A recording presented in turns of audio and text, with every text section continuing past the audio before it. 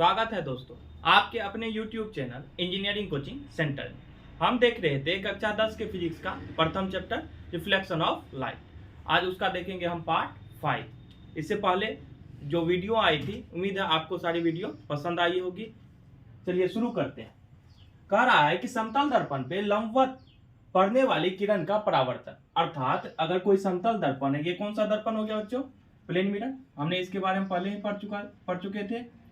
Plane mirror किसको कहते हैं? जिसका परावर्तक सतह क्या हो? समतल हो। ऐसे मिरर को क्या कहते हैं हम लोग? प्लेन मिरर कहते हैं। अब प्लेन मिरर है, इस पे क्या हो रही है? कोई किरण लंबवत आपतित हो रही है, अर्थात समतल दर्पण से कितना डिग्री का कोण बना रही है? 90 डिग्री का, 90 डिग्री का एंगल बना रही है। अब कोई किरण अगर लंबवत समतल दर्पण पे आपतित होगी तो उसका परावर्तित किरण भी क्या होगा? अब मान लीजिए कि ये एक दर्पण है और इस पे हम क्या किए? एक टॉर्च को जलाए। अब टॉर्च जलाएंगे तो वापस किरण क्या होगी? उसी पथ पर, जिस पथ से किरण आई थी उसी पथ से क्या होगी? वापस लौटेगी। तो ये वाला एरो क्या दिखा रहा है? आपतित किरण को, यानी ऊपर से एरो दिखा रहा है, मतलब कि किरण क्या हो रही है? आपतित हो रही है। ये किरण क्या हो गया? आपतित किरण हो गया। और ये क्या दर्शा रहा है? परावर्तित किरण, यानी कि किरण जिस पथ से आई थी उसी पथ से क्या हो गई? वापस लौट गई। और अभिलंब भी क्या हुआ? तीनों देखिए तो एक ही रेखा में है। आपतित किरण, परावर्तित किरण और अभिलंब देखिए तीनों एक ही रेखा में है।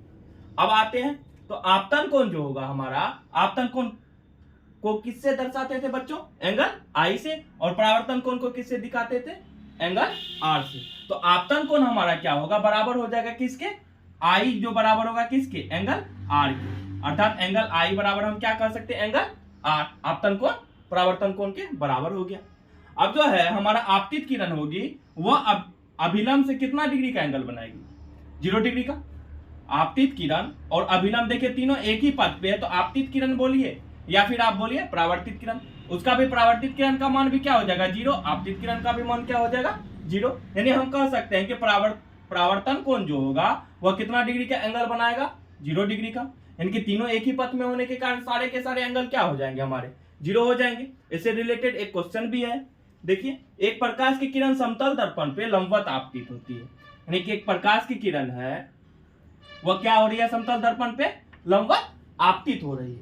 आगे देखिए, करा परावर्तन कोण का मान क्या होगा? यानी कि अगर लंबवत आपतित हो रही है तो वह क्या फिर से क्या होगा? वह लंबवत परावर्तित भी होगी। यानी कि आपतित किरण जो होगी और परावर्तित किरण जो होगी वह दोनों क्या होगी? एक ही पथ पे होगी। यानी कि सीधे अगर किरण आपतित हुई तो उसके वापस क्या हो गई? जस्ट उसी पथ पे परावर्तित हो गई।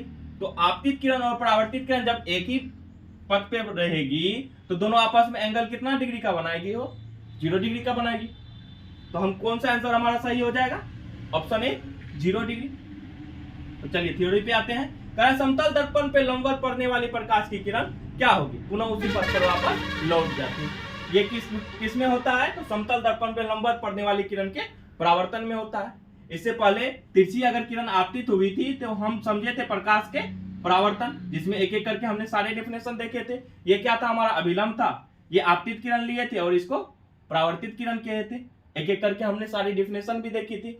चलिए आगे देखते हैं, इसको थोड़ा सा मिटाया जाए, उसके बाद फिर आगे देखते हैं।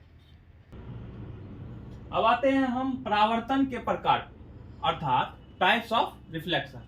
परावर्तन कितने प्रकार के होते हैं? तो हम लोगों ने 2 प्रकार के सतह अभी तक देखे होंगे।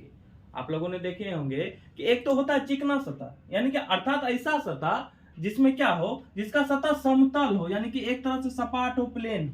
जैसे हमारा प्लेन मिरर ही है तो इसका सतह क्या होता है? समतल होता है। दूसरा होता है अनियमित परावर्तन। यह किस प्रकार का होता है? तो जिसका सतह खुरदुरा होता है। जैसे एक चम्मच ही ले लीजिए आप, एक चम्मच को आप देखते होंगे तो ये एक प्रकार से मिरर का काम करता है। कैसे? ये हम आगे समझेंगे कि चम्मच को हम कौन सा मिरर कह सकते हैं और क्या कह सकते हैं। बस हम इतना जानते हैं कि उसका सतह क्या है। चम्मच जो है उसका सतह देखिएगा तो उसका सतह समतल है नहीं है। तो ऐसे सतह को क्या कहेंगे? ऐसे सतह पे किस प्रकार का परावर्तन होगा? तो ऐसे सतह को हम तो खुरदुरा सतह कहेंगे। और इस पे कैसा परावर्तन होगा? अनियमित परावर्तन होगा। चलिए एक एक करके दोनों के डिफिनेशन समझते हैं। तो नियमित परावर्तन अर्थात इसको हम क्या कहेंगे? रेगुलर। नियमित को रेगुलर रिफ्लेक्शन। नियमित परावर्तन कैसे सतह पे होगा? इस प्रकार का परावर्तन चिकने सतह पर होता है, यानी कि जो हमारा सतह समतल है अर्थात चिकना है, इस प्रकार का परावर्तन कैसे? इस प्रकार के परावर्तन चिकने सतह पे कुछ इस तरीके से होगा।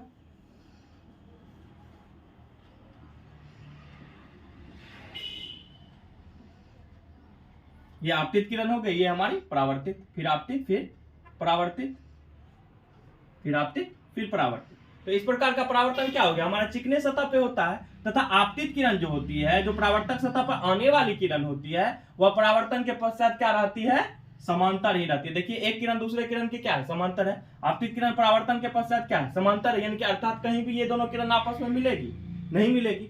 तो इसीलिए कहते हैं कि आपतित किरण परावर्तन के पश्चात क्या रहती है, एक दूसरे के समांतर रहती है, अर्थात ये किरणें एक दूसरे के किसी भी बिंदु पे जाके कहीं भी नहीं मिलेगी।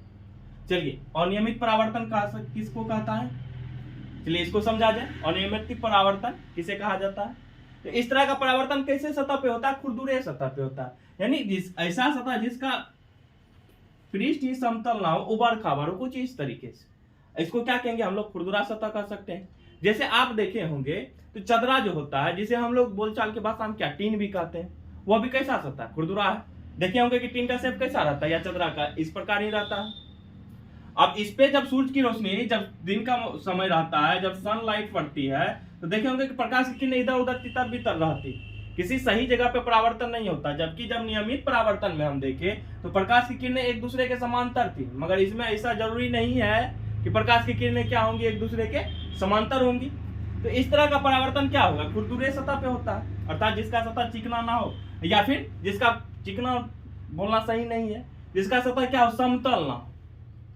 इसका सतह समतल नहीं होगा उसको क्या कहेंगे, खुरदुरा सतह कहेंगे। अब चम्मच है, चम्मच का सतह भी तो समतल नहीं होता है, मगर वो भी क्या, उस पे भी परावर्तन कैसा होता है, नियमित होता है, नहीं होता। अब खुरदुरे, या फिर चादर ही ले लीजिए, चादर भी तो शाइन करता है, चमकता है। तो खुरदुरे सतह पे होता है, तथा आपतित किरण जो होती है वह परावर्तन के पश्चात क्या होती है, समांतर नहीं होती। अर्थात यहाँ जो किरण अगर आपतित होगी वह परावर्तन के बाद क्या रहेगी, समांतर रहेगी, बिल्कुल नहीं रहेगी। कहीं से भी आपतित कराएंगे कहीं की ओर चली जाएगी।